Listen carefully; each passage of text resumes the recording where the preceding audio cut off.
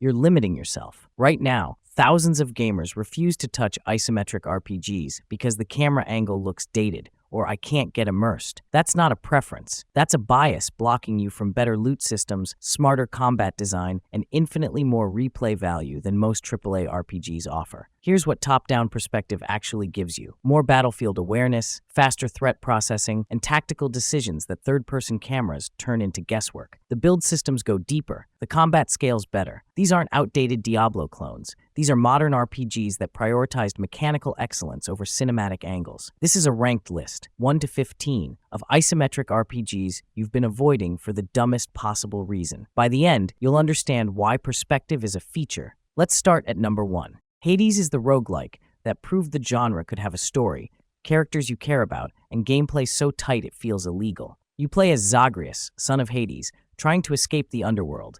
You'll die, a lot. But every death pushes the narrative forward, reveals new dialogue, and strengthens relationships with gods, shades, and your dysfunctional family. The voice acting is perfect. Every character is memorable.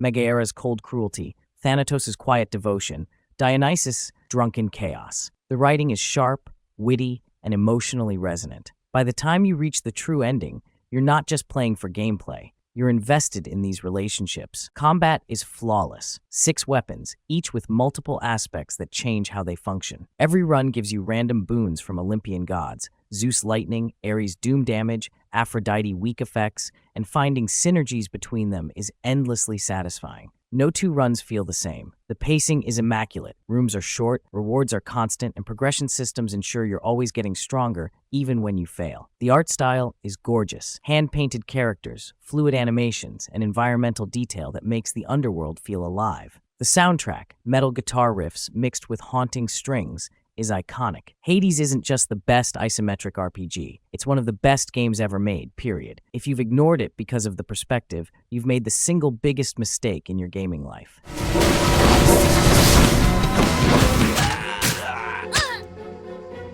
Alaloth is the isometric Souls-like nobody saw coming, and it's brutally unforgiving in the best way. This is the game for people who think Dark Souls is too easy and want their ARPG to actually punish mistakes. The premise is simple. A god is corrupted, the world is dying, and you're one of many champions trying to kill him. The catch, permadeath. You die, you lose that character. Gear and some progress carries over to your next champion, but each run forces you to rebuild. Combat is skill-based and precise. No cooldowns, no mana bars. You have stamina, and you manage it, or you die. Enemies telegraph attacks, but the windows are tight. Parrying rewards you with massive ripostes. Dodging at the last second grants invincibility frames. Every fight is a dance where one mistake ends your run. The world is interconnected like classic Dark Souls. 4 kingdoms, each with distinct biomes, enemy types, and challenges. You're unlocking shortcuts, finding better gear, learning enemy placements. Boss fights are highlights, multi-phase encounters that demand pattern recognition and adaptation. It's not for casual players. This game will kill you repeatedly and laugh about it. But if you want an isometric RPG that tests your actual skill instead of your time investment, Alaloth is one of the most rewarding experiences in the genre.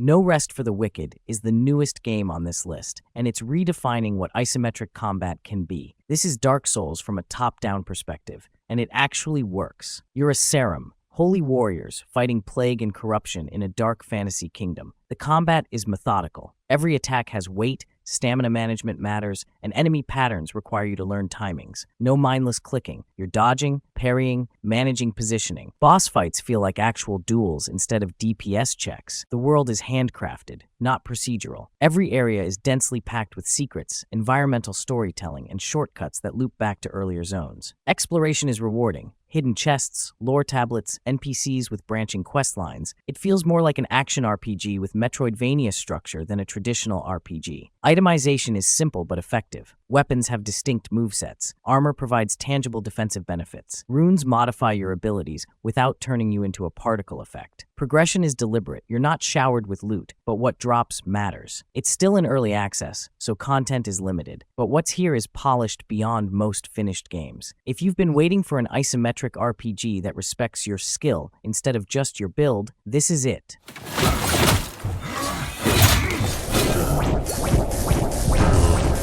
Chronicon looks like a Flash game from 2005. That's intentional. and it's brilliant. This is a solo-developed ARPG that condenses everything great about the genre into a 100-hour package with zero filler. You pick one of 4 classes, Warden, Berserker, Templar, Warlock, and you're immediately blasting through procedurally generated dungeons. No slow start, no 20-hour tutorial. You're killing, looting, and upgrading within minutes. The pacing is perfect. Constant progression, constant rewards, no dead zones where nothing drops. The depth comes from itemization, enchantments, runes, anomalies, set bonuses, legendary affixes. Every piece of gear has multiple layers of customization. You're not just finding better numbers, you're transforming how abilities work. Skills chain to other skills. Damage types convert. Cooldowns reset on specific triggers. Builds scale into screen-clearing monstrosities. Endgame is infinite. Greater rifts that scale forever. Mastery levels that keep adding power. Seasonal challenges that reset progression but add new modifiers. If you want a game you can sink 200 hours into while listening to podcasts, Chronicon is the answer. It's not pretty, but it's mechanically perfect and criminally underrated.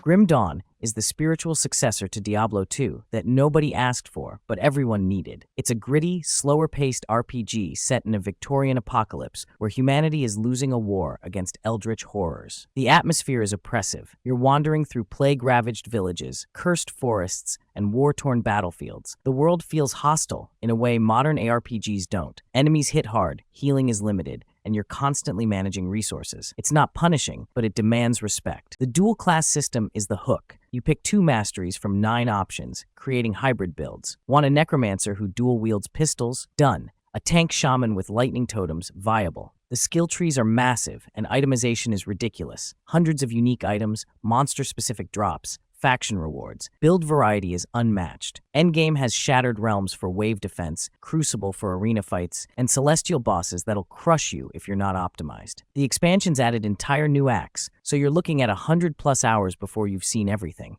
Mod support extends that further. Custom classes, harder difficulties, total conversions. If you want an ARPG that feels dangerous and rewards mastery, Grim Dawn is essential. It's not flashy, it's not fast, but it's deep as hell and still getting updated years after release.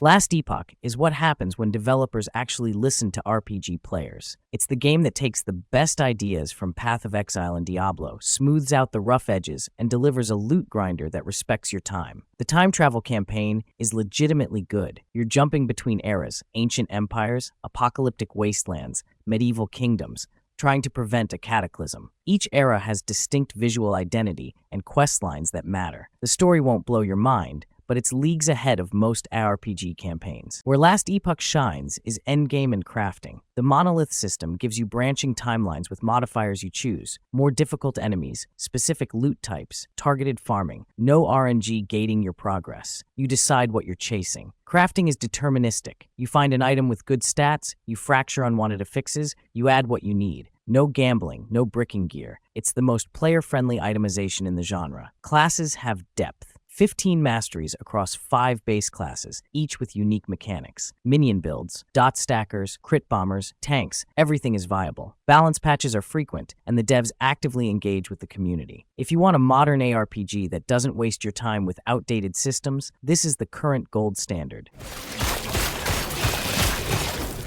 Well, it's a touching reunion. Bastion is the game that put Supergiant Games on the map, and it still holds up over a decade later. It's a short, focused action RPG with one of the best narrators in gaming history. You play as the Kid, rebuilding a floating fortress called the Bastion after a catastrophic event shatters the world. The Hook is the narrator, a gravelly-voiced stranger who reacts to everything you do in real time. You smash a crate, he comments. You fall off a ledge, he chuckles. You spare an enemy, he questions your choice. It makes every action feel significant, like you're living inside a story being told to someone else. Combat is simple but satisfying. You equip 2 weapons, hammers, pistols, crossbows, spears, and switch between them mid-fight. Each weapon handles differently, and finding combinations you like is half the fun. The challenge system lets you add difficulty modifiers for better rewards, so you control the pacing. The length is perfect, 6 to 8 hours for a full playthrough. No bloat, no padding, just a tight narrative with gorgeous hand-painted environments and a soundtrack that's still getting replayed today. If you've somehow never played Bastion, Fix that. It's a masterclass in atmosphere and one of the best arguments for why isometric perspective works for storytelling. A gift from the gods, but it'll have to do. The tide. Supergiant's follow-up to Bastion, and in some ways, it's even better. Transistor is a slower, more strategic combat experience, wrapped in a cyberpunk meets Art Deco aesthetic that looks like nothing else. You play as Red, a singer who loses her voice and gains a sentient talking sword called the Transistor. The story is intentionally cryptic. Fragmented memories, environmental clues, and a city slowly being consumed by a robotic force called the Process. The narrative doesn't spoon-feed you answers, and that ambiguity works. By the end, you're piecing together what happened, and the emotional gut punch hits hard. Combat is the standout. You have real-time action, but you can freeze time with the turn system, queue up actions, then watch them execute. It's part puzzle, part tactics. Every ability, called functions, can be used as an attack, a passive upgrade, or a modifier for other abilities. The customization depth is absurd. You're constantly experimenting, finding synergies, breaking encounters in creative ways. It's short, 5 to 6 hours, but replayability is high because of how many build combinations exist. The soundtrack is hauntingly beautiful, the voice acting is perfect, and the ending will sit with you for days. If you want proof that isometric RPGs can be artistically ambitious, Transistor is Exhibit A. Remarkable. Now we're hitting the emotional gut punches. Children of Morta is a roguelite about a family defending their homeland from corruption, and it's one of the most heartfelt games you'll play this year. You don't play as one character. You play as the Bergson family. 6 members, each with unique playstyles. The son is a fast melee fighter. The grandmother is a spell-slinging mage. The father is a tank with a shield. Between dungeon runs, you're back at the family home watching story vignettes. The daughter practices archery. The mother tends the garden. The grandmother tells stories. It's cozy and grounding in a way most roguelites aren't. The runs themselves are tight. Dungeons are procedurally generated. Enemy patterns force you to adapt, and every family member has skill trees you slowly unlock. Death is permanent for that run, but progress carries over. You're always getting stronger, always unlocking new abilities, always pushing deeper into the corruption. The art style is pixel perfection, hand-drawn animations, beautiful environmental storytelling, and a soundtrack that knows when to swell and when to stay quiet. It's not the longest game here, 20 to 30 hours to see everything, but it's one of the most memorable. If you want something with actual emotional stakes instead of just loot treadmills, this is essential.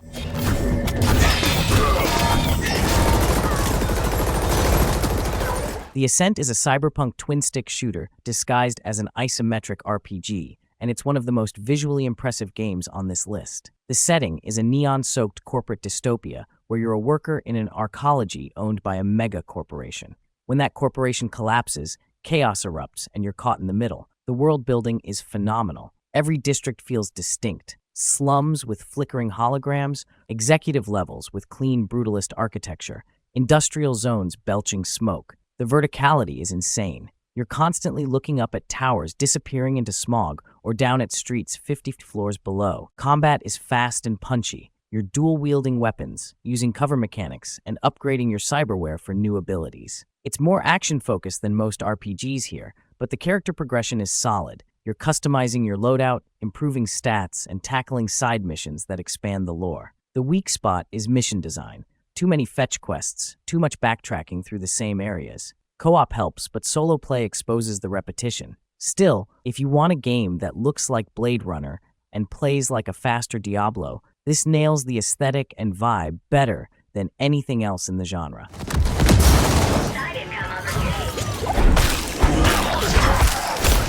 Yeah, Diablo IV is on this list. Controversial, maybe, but let's be honest about what it is. A polished, accessible entry point into isometric ARPGs with endgame problems. The campaign is great. Blizzard knows how to do cinematics and environmental storytelling. Sanctuary feels lived in, the bosses are memorable, and Lilith is one of the better antagonists in the series. Leveling your first character through the story is a 30-hour experience that justifies the price tag. Then you hit endgame, and the cracks show. The seasonal model resets your progress. Loot drops feel underwhelming compared to older Diablo games. Build diversity is shallow. Most classes have 1 or 2 viable endgame builds, and experimentation gets expensive. Nightmare dungeons are repetitive, and the itemization lacks the depth of Path of Exile or Last Epoch. But here's the thing. If you've never played an isometric ARPG, this is the smoothest onboarding you'll get. The controls feel perfect, the visuals are stunning, and the baseline gameplay loop is satisfying. It's just that once you finish the campaign and dabble in endgame,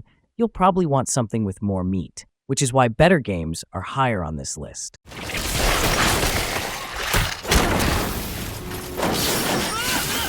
Here's where things get weird. SpellForce 3 is half RTS, half RPG, and somehow both sides work. You control hero units with skill trees and equipment, but you're also building bases, gathering resources, and commanding armies in real-time strategy battles. The campaign is massive, 40+ hours if you're thorough, and it's one of the better high fantasy stories in gaming. Political intrigue, faction conflicts, and moral choices that actually matter. Your hero party levels up between missions, gaining new abilities and gear. Then you take them into RTS battles, where you're micromanaging unit formations and siege tactics, while your heroes cast screen-clearing spells. It's not for everyone. If you hate RTS mechanics, this will frustrate you. Base building sections can drag, and the difficulty spikes hard if you're not managing economy properly. But if you've ever wanted to command armies and develop a character build in the same game, nothing else does this hybrid as well. The Reforced edition cleaned up most of the jank from the original release, so it's the definitive version.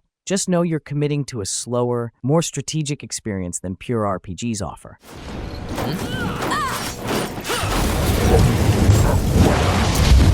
Now we're in grimdark territory. Inquisitor is the Warhammer 40k ARPG that nobody talks about, and that's a shame because it's the best representation of the setting in this genre. You play as an Inquisitor investigating heretical threats across multiple star systems. The atmosphere is oppressive. Gothic architecture, industrial decay, and a soundtrack that sounds like a cathedral collapsing.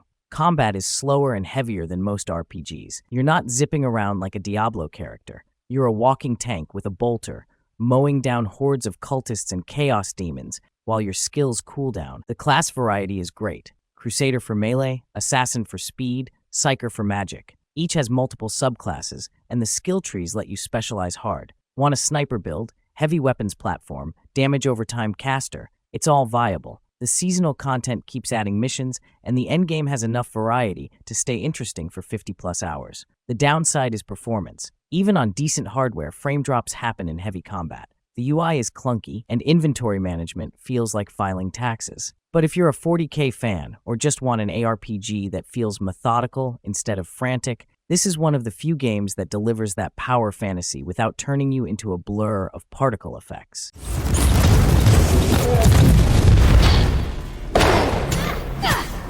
Killsquad strips out all the complexity and goes full arcade. It's a co-op-focused, mission-based RPG where you drop into short contracts, murder everything, grab loot, and extract. Think Warframe meets Diablo, but without the bloat. The appeal is speed. Matches last 10 to 15 minutes. You're not committing to a 3-hour mapping session or a campaign playthrough. You pick one of 5 mercenaries, each with distinct playstyles. Melee tank, ranged gunner, support caster, and you just go. The loot system is straightforward. Higher difficulty, better gear. No convoluted crafting, no 30 currency types. Just kill, loot, upgrade. Where it falls apart is content variety. After 20 hours, you've seen most of what it offers. The mission types repeat, the enemy factions blur together, and the endgame is just higher numbers on the same maps. It's fun in short bursts or with friends, but it doesn't have the depth to keep you hooked for months. Still, if you want something you can pick up for half an hour without needing a PhD in build optimization, this does the job better than most.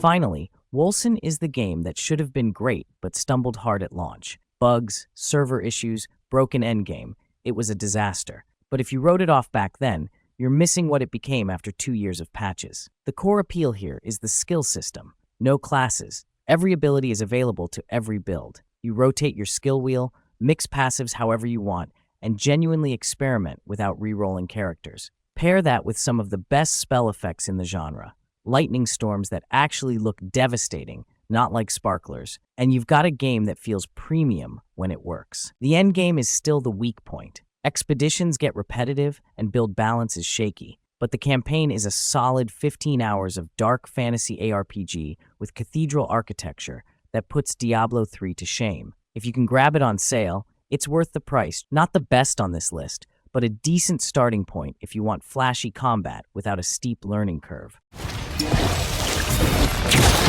That's the list. 15 games that prove isometric perspective isn't a limitation. It's a design choice that enables faster combat, clearer tactics, and deeper systems than most third-person RPGs can handle. If you grabbed even one game from this list, drop a comment and let me know which one. And if you think I'm wrong about the ranking, good. That means you've actually played them. See you in the next one.